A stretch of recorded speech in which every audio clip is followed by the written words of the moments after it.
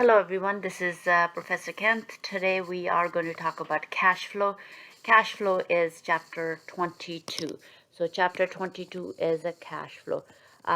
What I did is on your Blackboard, I uploaded a cash flow for cash flow direct and indirect. So this is just these two documents, which is this, another way of saying it is cheat sheet for you guys to use for the exam purposes or for the assignment purposes. If you don't need it, you don't need to kind of download them. These two documents are uploaded onto your Blackboard under the cash flow direct and indirect finance direct and indirect method of cash flow. We are going to be learning about both. We are going to be learning about a direct method, and we're going to be learning about indirect method. Now, we're going to learn about the indirect method, and then when we're doing the indirect method, we're going to go through examples. That's the only way to teach cash flow, is through going through the examples. Before we go through the examples, what we go through when we are talking about indirect method, the first thing you have to do is, when you're doing it, you have to put the name of the company. So whatever the company we're doing this cash flow statement, the name of the company. Of course, the name of the company will be different under every question you do. Then we have what are we doing? We are doing statement of cash flow. And then for the year ended, whatever the year we are ending it. So in this case, it could be 17, 18, 19. These questions are the 17 questions, but the questions doesn't change. It's just we needed to learn the format of cash flow. And when we start with the cash flow, what we needed to do is, what do we need in order to complete a statement of cash flow? We need an income statement. Income statement is for the current income statement, which will be for the current year. So if you're doing a cash flow for 2017, you'll need an income statement for 2017. If you're doing it for 18, you need an income statement for 2018. The second thing you needed is a balance sheet. In other words, you need a balance sheet. When you're looking at a balance sheet, you will be looking at the 2 years. So if you're doing it for 2017, you need 2016 and you need 2017. So in other words, you need a balance sheet. You need the balance sheet for 2 years. That's the other thing we need, is the balance sheet for the 2 years. Now, those are the things that we need before we can start any financial statements, any cash flow statements. So then you could go, like you said, that we could go through the so we could go through these questions, or you could follow this format, or you don't need to follow it. I think I moved the question a little bit, but that's all right. So if I were to, we could start it again. So when you're doing it, the first thing we are doing is, when you have a cash flow statement, cash flow statement has 3 activities. So it has an operating activities, it has investing activities, it has a financing activity. When we think of all these activities, what do we mean by that? So if you start with the operating activities, anything to do with your current operation will be your operating activities. So the current operation of the business will be operating activities. When we talk about, I'm going to change the ink of it. So when we're talking about investing activities, investing is your long-term assets. So where you putting your money, long-term assets. Now, and the other thing could be the long-term, anything that long-term, which is long-term investments. It could also be investing activities, where the company is investing money. That's where the investing activity come from. Now, the other one is the next one we are going to be dealing with is your financing activity. What are some of the financing activity is who is giving us the money, where the company is getting money from. It's your long-term debt. They could be getting money from bonds. They could be getting money from mortgages. They could be getting money from common shareholders. They could be getting money from preferred shareholders. So those are the active those are the financing activity that comes to my mind. But I'm sure there is a lot more long-term debts that is out there that you have to look at it according to the company. So cash flow has three activities. They have an operating, investing, financing. Those are the three activities. So operating activities are different under the both methods, where investing and financing activities are same. Doesn't matter if the company is using a indirect method or a direct method, they both are going to be same regardless of what method they're using. They could be using direct method or a indirect method. Now, why is cash flow important? The cash flow is very important because cash is the more liquid asset we have in the company. So most companies, they do use the cash flow statements a lot to see which direction the company is going with. So then let's go with each activity and explain it to you guys where we're going with it. So when you have an operating activities, actually I need a question. So this is the question we are going to be dealing with. So we are going to be using this example uh, to um, to create a cash flow. Um, we're going to be using both methods, direct and indirect. So in this case, what we're going to do is, most students find it indirect method to be easier, so we're going to start with the method that is easier. To me, the other one is easier, but let's see what we are doing with it so we could understand where we're going with it. So again, you have a name of the company, you have a statement of cash flow. I think this is too thick, so let's see. Statement of cash flow, and then we have the date. So the date will be, in this case, the date will be December 31st. The year ended December 31st. Year ended December 31st, 2017. Now, the first thing we are going to start off with is cash flow from operating activities. So when you're talking about when operating activities, so then first thing we're going to do is we're going to start off with when you have an operating activities. If it's a, we're going to, in this case, we are going to be using the indirect method of cash flow. So it's the indirect method. So we are starting with the cash flow from operating activity. The first thing we are going to start off with a profit or a income or a loss. That's what we are starting off with. Where are you going to get that number? You're going to get that from, that's why income statement is important, because that's the number we are starting with.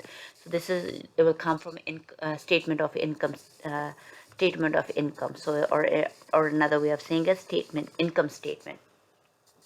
So then the company could have a profit, or company could have it could be saying that they call it income, or they could call it a loss. In this case, if we're going to be doing the Union Break Inc. So in Union Break Inc. we have a profit. In this case, we have a profit. The profit they're starting off with is 103,680. The first thing we have to do is that's the income that they have. But in this income, we have some non-cash items. So what we are doing is, if you're working with a cash flow, we need a cash income. So how do we convert the accrual income into a cash income? The first thing we're going to do is you're going to add or subtract non-cash items. What are some of the non-cash items? You have a depreciation expense. That's a non-cash item. So you have your company could have a depreciation expense, or a company can have an amortization expense. Depends on what the company is using. They could be depreciation expense, or they could be have an amortization expense. The other thing the company has is the non-cash items that comes into my mind is that uh, you could have a gain or you could have a loss. So these gains and losses, where do they come from? They can come from a gain and loss of sale of an asset, or you could have a sale of an investment. So it depends on what we are selling. So any gains and losses are my next one. It comes into my mind, and you add back the depreciation, you add back the amortization. If you now we're dealing with gains, and we are dealing with the loss. So loss is treated like an expense. If it's a loss, you're going to be adding it. If it's a gain, you're going to be subtracting it from the accrual income to come up with the cash income. That's the first thing you're going to do, is you're going to add back or subtract all the non-cash items. So these are some of the non-cash items that you will see, but we're going to go through it. You might see a lot more of them when you're dealing with different type of questions. And if you do all these the questions that I posted, I think there's 7 of them, and then you should be able to um, you should be able to do well in this course, in this question in your final exam, and also in your when you're doing your assignment. So those are the first thing you're going to look at it. And the second thing you're going to look, then once you've done, we're talking about operating activities. So then the next thing that comes into my mind is that I'm going to use the next thing is, when we're talking about operating activities, now first thing we dealt with is all the income statement items from there that are current. Operating items deals with current operation. So they are your current operation. And then once we said that we're connecting the balance sheet to your income statement. When you're connecting both of them, what you're going to do is you're going to look at your balance sheet. So you have a balance sheet. We're going to do this question, but when you look at your balance sheet, you're going to look at your current assets and your current liabilities. So that's the other thing you're going to look at it when you're doing a cash flow. When you're looking at you're only looking at the current assets and current liabilities. I wanted to current assets. The current assets, some of the current examples are your accounts receivable, your supplies account, anything that is current, your prepaids, your inventory. In this case, the company have an investment. Now, we know that the company has an investment, which is a current asset. Investment does not sit in my operating activities. They will be sitting in your investing activity, because that's not your norm of your business. So you're only dealing with the current assets and current liabilities. If you have any temporary investments or you have any type of investment, you could have a fair value net income investment, or you could have any other investment, any type of, if it's an investment, they will be sitting under the investing activity. They will not be sitting under the operating activities. And the other thing you have to look at is your current liabilities. The current liability examples of that will be, you have an accounts payable, you could have accrued payable, accrued liabilities, or you could have short-term notes payable. Anything that is short-term, anything that is a current, that's the other thing you will be dealing with it. Then once you dealt with the operating activities, then the next thing you're going to do is you're going to have net inflow or an outflow. So we could have a net inflow or outflow. What gives us an inflow? What gives an outflow? So if once you add back or subtract everything from the net income to your then you made the adjustment. If the number comes as a positive, then it's an inflow. If your number comes as a negative, then it's an outflow. It's called net inflow slash outflow from operating activities. I'm just giving you a brief breakdown of everything before we tackle this question. That's the operating activities. Then you look at a cash flow from. You could do investing first, or you could do the financing first. It does not matter in this case, because the order does not matter. When you think of an investing, you are investing. So in other words, you are any long-term assets. You could be buying the assets. You could be selling the asset. If you're buying it, money is going out. If you're using cash for it, the money is going out. If you're selling the asset, money could be coming in.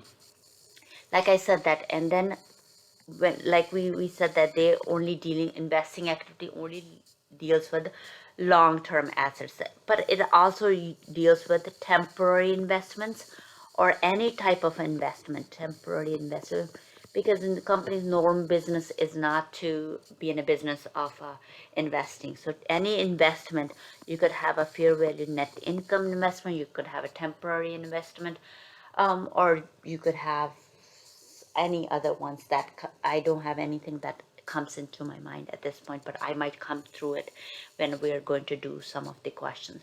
Again, then you're going to have a net inflow slash outflow. So inflow is if when you add and subtract all these activities that you did, if the number is positive, then it's an inflow. If the number is negative, then it's an outflow. So then you're going to say it in net inflow slash outflow from investing activities.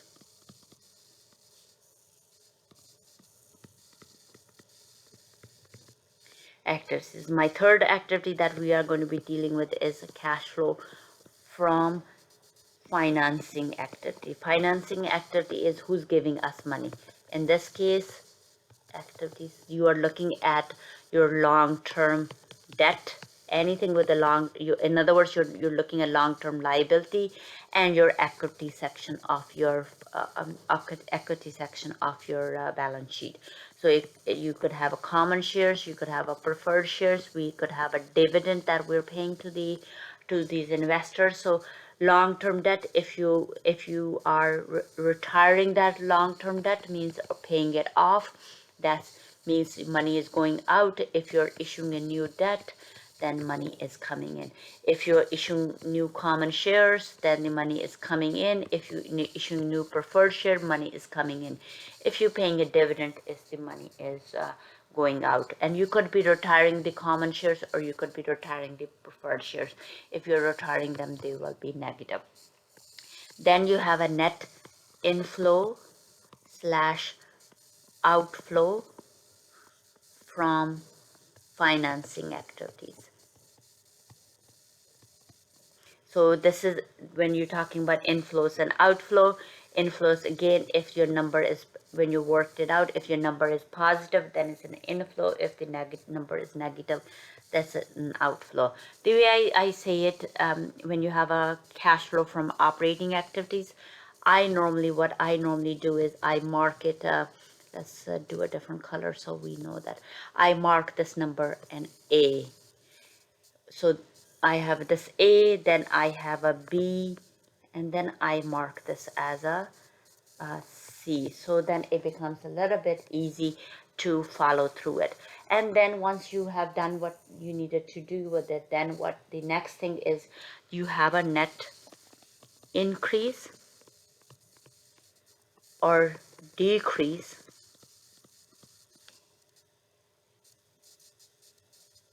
in cash or cash equivalent. So cash and cash equivalents are the same thing. So what are you doing here? You're going to add the A, B, and C. Whatever is the number, if it's a positive number, then it's an increase. If it's a negative number, it's a decrease. So when you're doing this, you will know if you have a net increase in cash or net decrease in cash. In this case, we don't know the numbers because we haven't done the numbers. Now, when you're doing a cash flow statement, you already know the answer because the answer will be whatever is your cash and cash equivalent. Then the next thing you're going to do is you're going to start with your beginning balance, and then you will have an ending balance. Or if you don't, or when we're dealing with it, when we're saying the ending balance and the beginning balance is normally it's called cash and cash equivalent.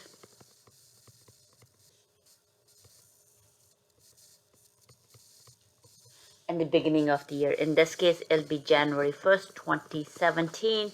And then when you're talking about ending, you're talking about cash and cash equivalent. That's December 31st 2017. So you have in this case you're going to be looking at the beginning balance, and you're looking at the beginning ending balance in this account, and then the ending. So once you add back the beginning, and then this is the ending balance. So whatever is sitting in your balance sheet at the end, your number should be same. If the number isn't same, that means you made a mistake somewhere. So let's now I given you the overview of indirect method. We're going to do one question with indirect method and one question with the direct method, and then what you're going to do is you're going to do the other questions by yourself, the other 6 questions, and I will be posting the solutions of the other 6 questions so that you can practice it yourself. So let's do this question. So now sometimes this question is I'm gonna this question is we're gonna do it this side so we will have some idea so what we are looking at. So now we have an income statement. Again, I'm going to start with the union break. I know I started the other side, but I'm going to do it again. We have a statement of cash flow. Then we have a year ended.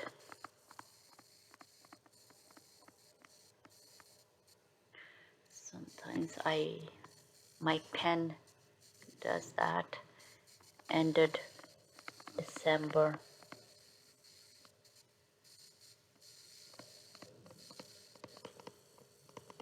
2017. The first thing is cash flow from operating activities. We start with the profit. In this case, profit is 103,680. So the first thing we're going to do is we're going to add back all the non-cash items. So what you're going to look at you're going to look at the income statement. From the income statement you're going to look at all the non-cash items. So in this case we have non-cash items. What are some of the non-cash items? These two are my non-cash items.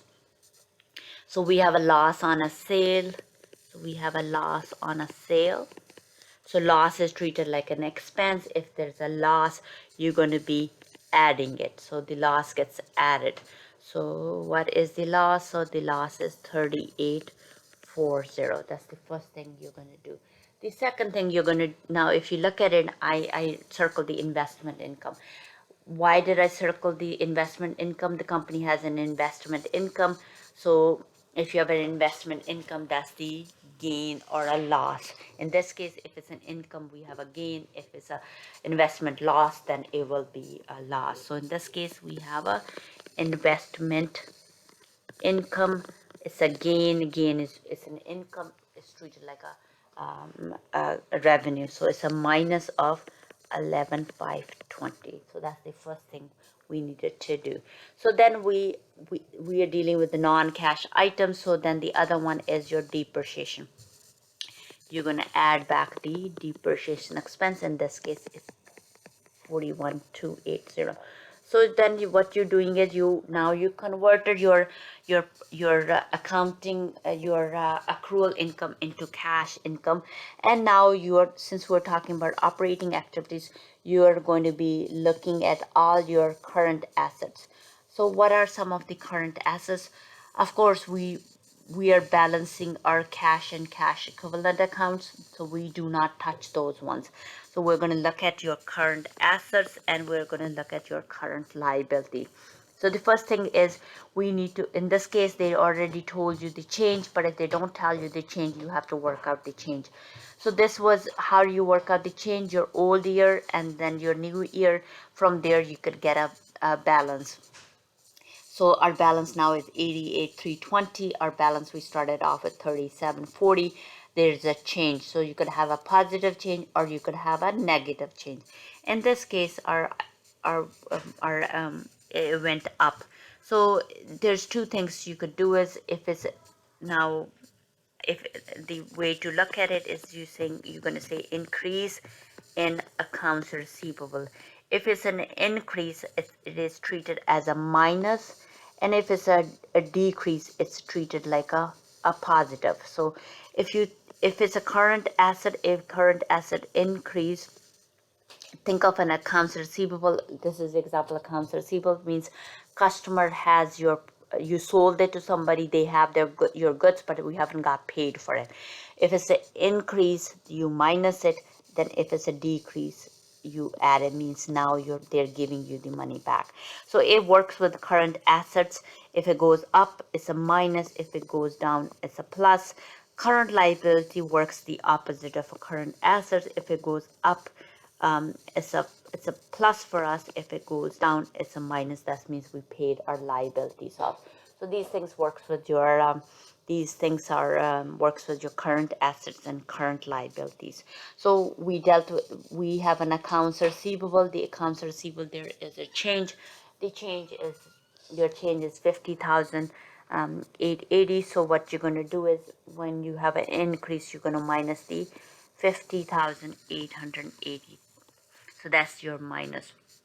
The next thing that we have in our list is inventory. So what happened to your inventory? It could go up or inventory we could go down. In this case, inventory went up. That means we bought the inventory. If we bought it, the cash is going out. How much the cash is going out? 30,720. So that's the cash that is gone out. You could put it in a plus or minus, or you could do it. So that's an increase. So we dealt with inventory. Now we dealt with accounts receivable. Now if you look at it, the next one is your investment. We gone through it earlier, saying the investment will sit on your investing activities. It does not sit on your on your operating activity, even though it's a current. So the next thing we are going to look at is your current liability. So when you're looking at your current liability, you're looking at your current liability section. So now in this case, we have an accounts payable. So what happened to my accounts payable? Your accounts payable went down, so it's a decrease. So if you have a decrease in accounts payable, that means if you have a decrease, it's a minus. So that means we paid out some of our liability. How much did we pay out? You paid out 17,000, 17,880. So that's what we paid out. If we paid it out, that means cash is going out. Now dividend payable is also current liability, but dividend payable will sit on your financing because we are giving money. Dividend sits on your financing activity, so the dividend payable is connected to your dividend. So then it will be sitting in your financing activities. Now we looked at all the current activities. So what we're going to do is now we are sometimes given additional information. We're going to be dealing with using those additional information too. So the next thing that we are going to do is you could have a net inflow. or outflow. So net cash. So what I'm going to do is I'm going to take all these numbers, I'm going to add and subtract. I came up with a number of 37. Sorry, just going to erase this. I come up with a number of 37,800, and that's a positive number. If it's a positive number, we call it A. So it's a net cash inflow from operating.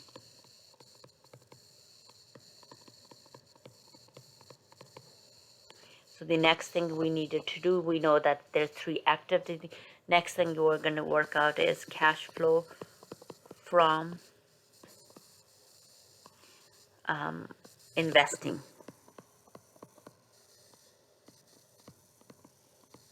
So when you're looking at the investment, so the way to, if you're doing it, if you had a piece of paper, then you could just cross it out. In this case, everything is going to be on a computer, so that it's hard to cross it out. You're going to look at your long-term assets, and then your any investment that comes into our mind. So let's go through the list. So we already dealt with AR, and we already looked at that.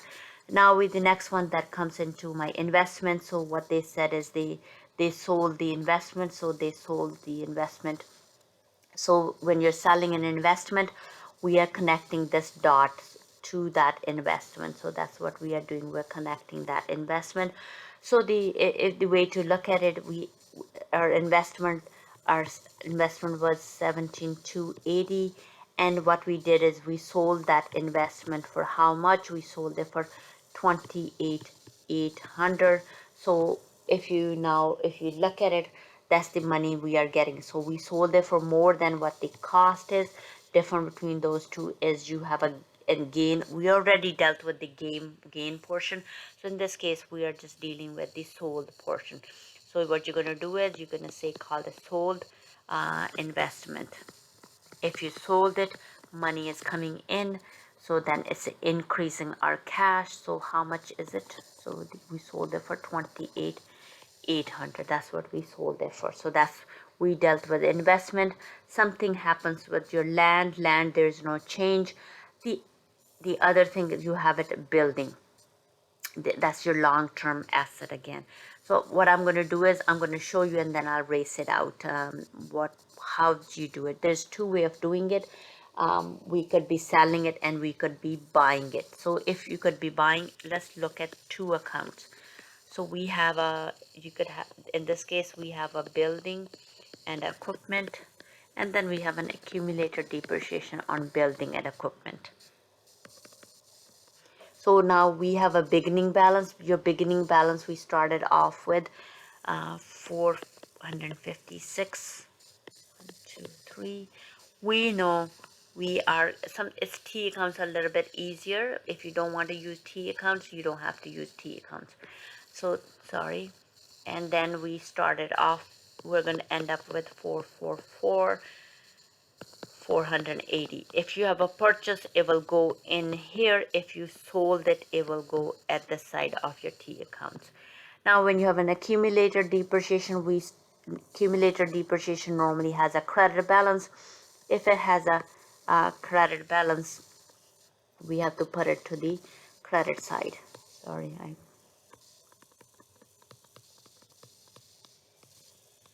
building and equipment. So we started off with building and equipment. We started off at 96,960, and we know that we are going to end up with 118080. My current year's depreciation, your current year's depreciation will go here. And if you're selling an asset, you have to get rid of that depreciation that goes with that asset. That will be going through this account. So in this case, we know that the current year's depreciation, we know that what the depreciation is. The current year's depreciation is 41,280. So that's what we know that. Why do we need it? Because we don't know, the question told us that we purchase an equipment for cash. That's easy. If you purchase the equipment for cash, that means the money is gone out. So let's purchase it first. Purchase equipment. If you purchase it, the cash is gone out. So the how much is the cash is how much was it? 19,200. The cash is gone out. Now now in this case sometimes they don't tell you how much in this case they told us the accumulator depreciation. What is the accumulator depreciation in this question? But sometimes they don't tell you what the when they sell an asset, what is the accumulator depreciation is.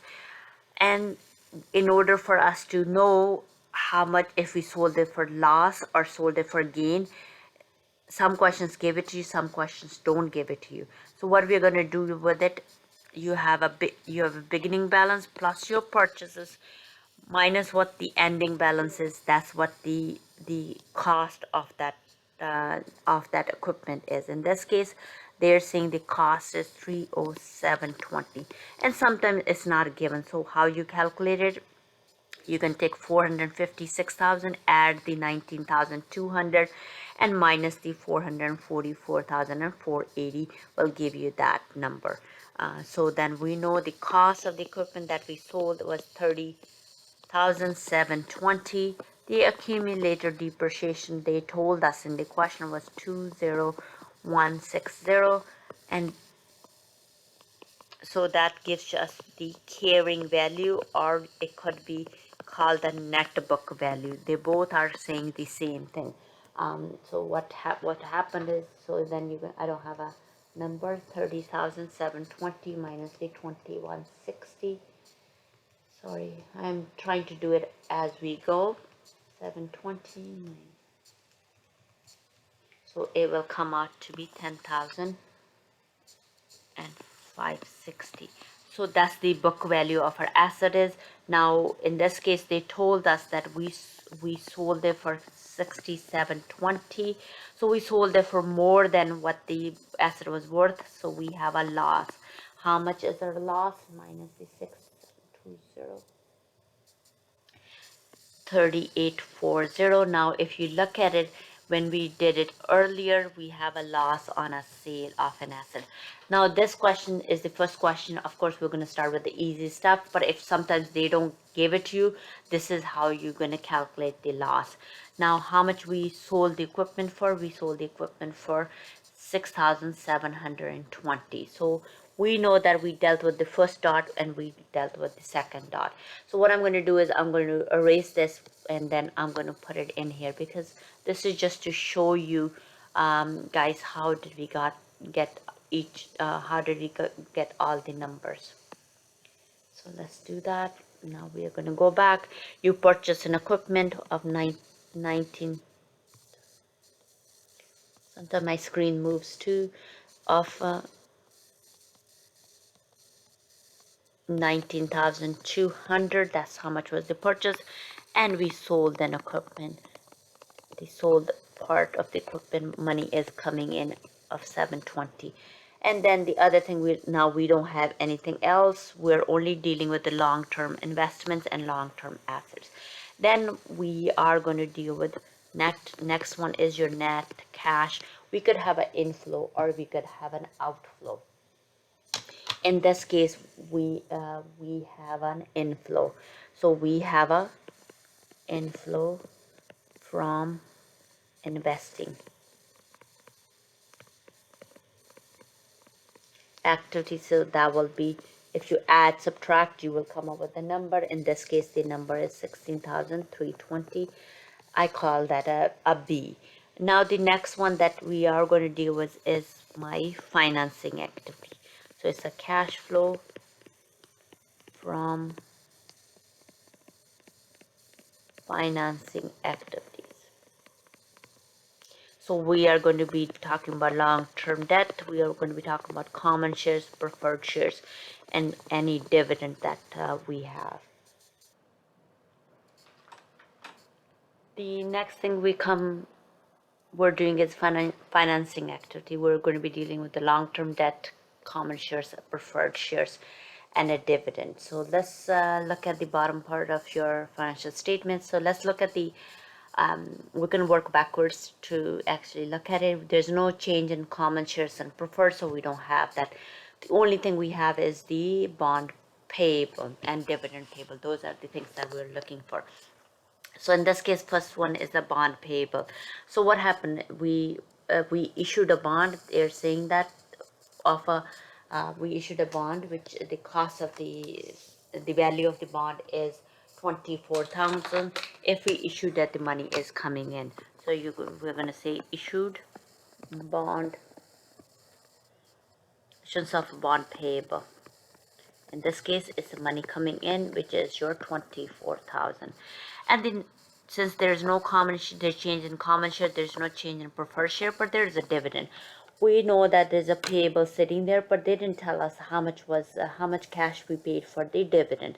So if they don't tell you what in the question how much we paid for the dividend is, then we could figure it out. How do we figure out? By looking at your retained earnings section of it. When you're looking at the retained earning, you look at your beginning balance and you look at your ending balance. So we started with 82,560, 82,560. We know we are going to end up with 138,240, $138,240, and we have a income. In this case, in our case, we have a profit which was 103,680. So we have a beginning balance in the retained earning, we have an ending balance. And if the company has an income, it will go on the credit side. If they had a loss or net loss, it will go on the debit side. And then we have a dividend here too. So they didn't tell us in the question what the dividend is, but we could figure out. The way to do it, you're going to take your 80,000, 82,560, you're going to add the 103,680, and you're going to take away 138,240, gives me 48,000. So the question is saying that 48,000. So we paid 48,000 dividend payable. Our dividend payable was 48,000. Did we pay all the dividend, or we have something sitting in our dividend payable? So if you look at it now, we started over the 600 and now we have 1,200. So we have some dividend is still out of the 48,000. We didn't pay all the dividend. So how much we actually paid? The way to look at it is that if I look at a dividend payable, I started out with 600. I add my current year's dividend, which is going to be your 48,000, and I have a 1,200 still sitting there in my payable account. If that's the case, what do it? 4,800 plus the 600 minus the 1,200 gives me 47,400. This is the cash dividend we paid. So dividend paid, it's a minus of 47,400. So that's where we are getting all our numbers. So I'm going to erase this so that we could carry on with our cash flow. So now we don't have anything else. Then we have a net cash. We don't know if it's the inflow or outflow from financing activities. So you're going to add, in this case, we are going to have a negative number. So the negative number is 23,400, and that's my C. So it's a negative, so this is a cash outflow from financing activities. Then we look at your net.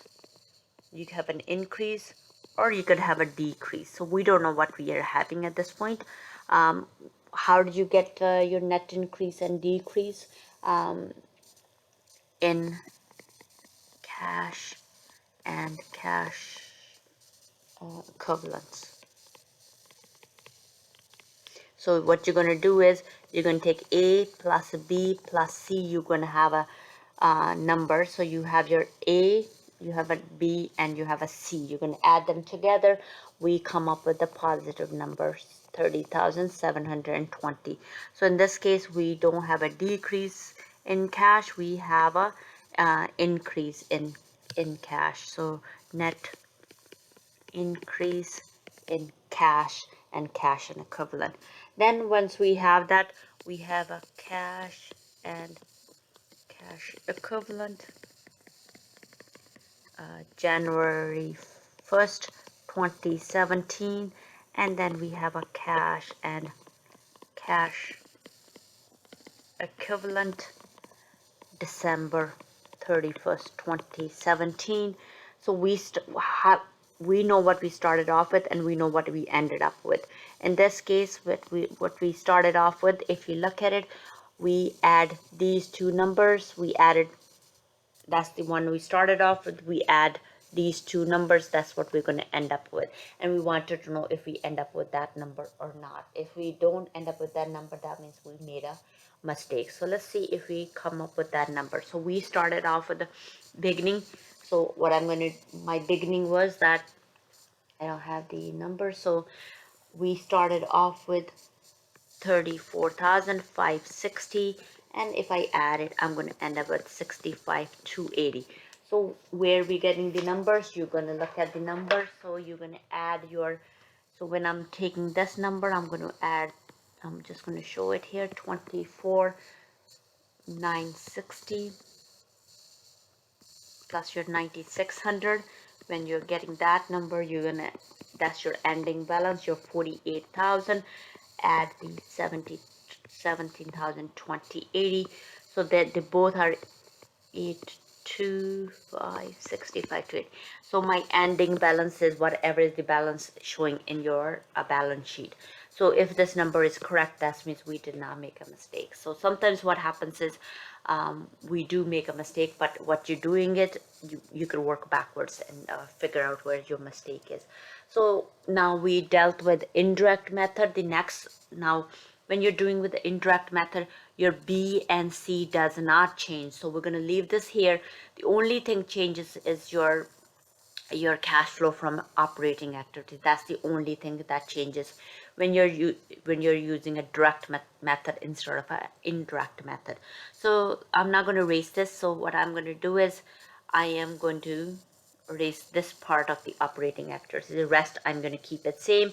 We know we're going to come up with the 37,800, but we don't know how we're going to arrive to those 3,800, but we're going to arrive to it in a different way. So let's see if we could work out an operating activities under the under our direct method. So let's erase some of the things from here. We know that we're going to come up with the same number at the end. So I'm just going to erase this because I do need some of the titles. So we're going to maybe do it a little bit here, so that where we're getting the numbers from. So we have now again, the union was there, the Union Break Inc. So we're going to do it here. So we have statement of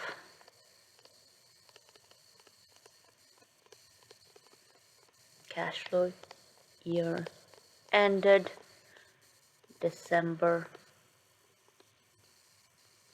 31st, 2017. And then from there, what are we going to do is we are going to deal with a direct method. So I'm just going to write at the end, at the side, we're doing the direct method. So everything else is same when you're doing a direct method and indirect method. The only thing changes is your cash flow from operating activity changes. It's still called the cash flow from operating activities, but how do we arrive to these numbers are going to be different. So the title is still going to be same, cash flow from operating activities. When we're dealing with cash flow from operating activities, now what we are doing is we're not going to start with a profit, or we're not going to start with anything. What we're going to do is you're going to start with the you're still connecting your income statement with the balance sheet, but you're connecting it directly. So I'm going to show you here. So the first thing you're going to do is we're going to be dealing with is a cash received from customers. You could do it in the formula way. So now these formulas are These are the steps when you're using a direct method. So cash flow, cash received from customer, then cash paid to the suppliers for operating expenses and for all the other ones. You could use this method, or if you don't want to use this method, you could always do it in the T accounts to make your life a little bit easier. So I'm going to show you how to do it in the T accounts. You could also use it the formulas way if you find that easy. When you're doing cash received from customer, what are the two accounts you're connecting? You're connecting your accounts receivable and your sales account. So that's the account you are connecting. So that's sorry, I'm going to write it a little bit neater probably. Cash received from customers. So when I look at it, I'm going to look at it, your accounts receivable, and what I'm doing is I'm connecting the accounts receivable to your sales account. So then the questions normally will tell you if all the sales are on credit or not, and if they don't tell you, that's what we have to do. So then when you have an accounts receivable, you have a beginning balance, you have an ending balance. We started off with 37,440. We know that we are going to end up with 88,320. My sale will be here, so my current year sales are 864, 123, and that will give us the difference in your that'll give us the difference, which you have a beginning balance, you add your current sales, you minus your ending balance in your accounts receivable. That will give me $813 and 120 $813, $813,120. So that's the money that is coming in from the customer. So that's the one way of looking at it. The second thing we're going to look at it is the cash paid to the suppliers. The next thing we're going to do is the cash paid to the suppliers. So that's our next one.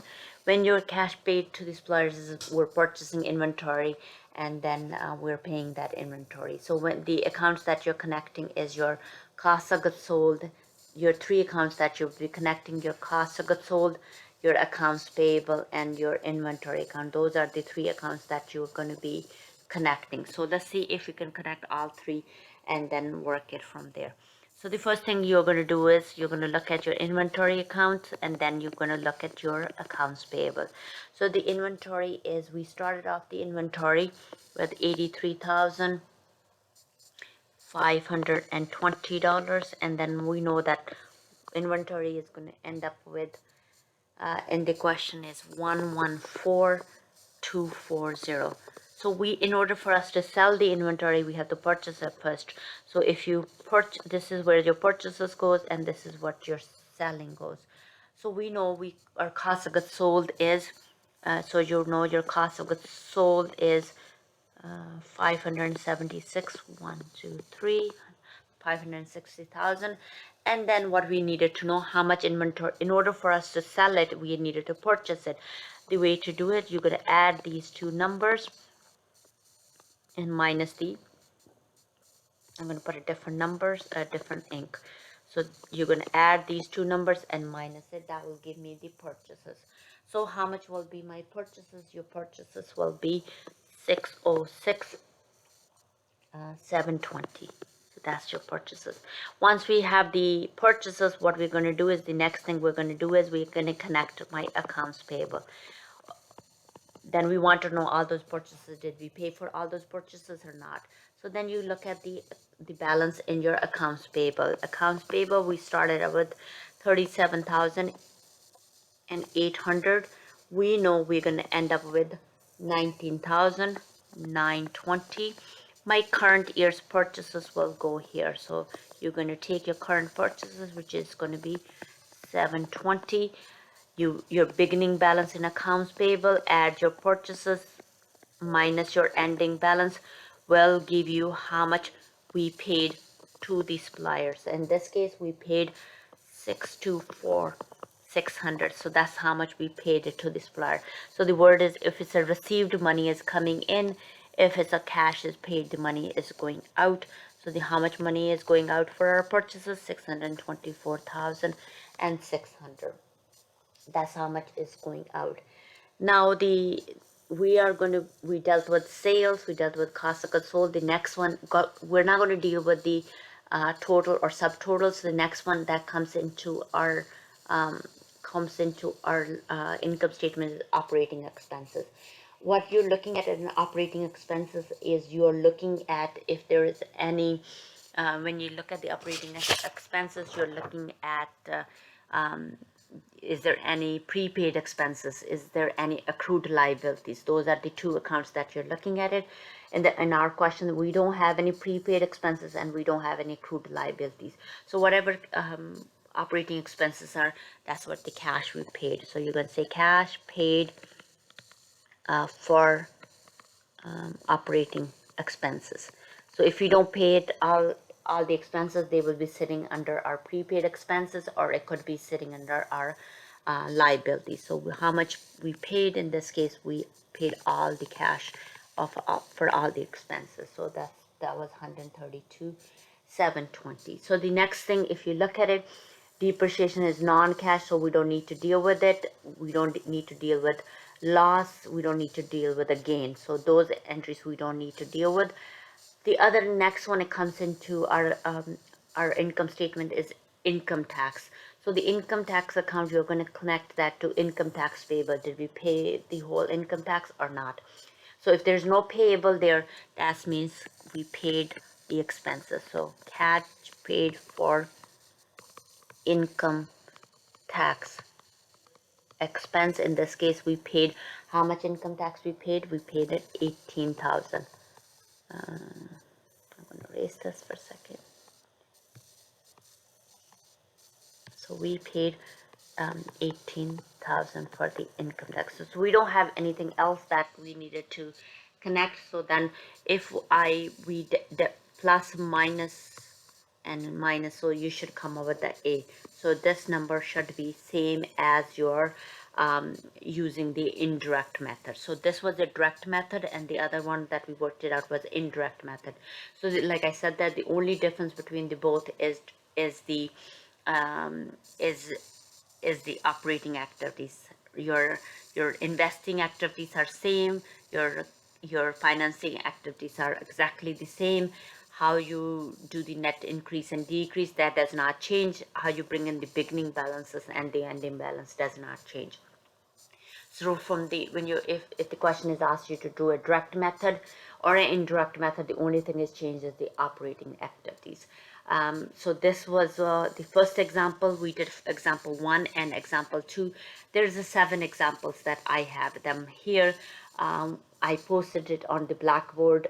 Download those examples, do them. Once you have done them, I will be posting the solutions on Monday, so you can check your solutions with the homework that we have here. If you have any questions, post it on the discussion board, so that way I'm able to reply to the discussion board. And if you need a help with or you need to clarify how they're getting the numbers from these 7 questions, do send me a message on the discussion board. I will reply to that, and then maybe I'll do another recording to go through 1 or 2 more questions for cash flow. That's it for now. So this is our last lecture. We will have an exam. Our exam is for this class, the exam is scheduled for next Thursday. So next Thursday is your exam. I believe the date for next Thursday will be, let me look up the calendar, which works out to be 13. August the 13th, you have a final exam. This final exam is a comprehensive exam. So it's going to cover all the chapter from 13 to 22. So it's going to cover all the chapters that we learned in this session.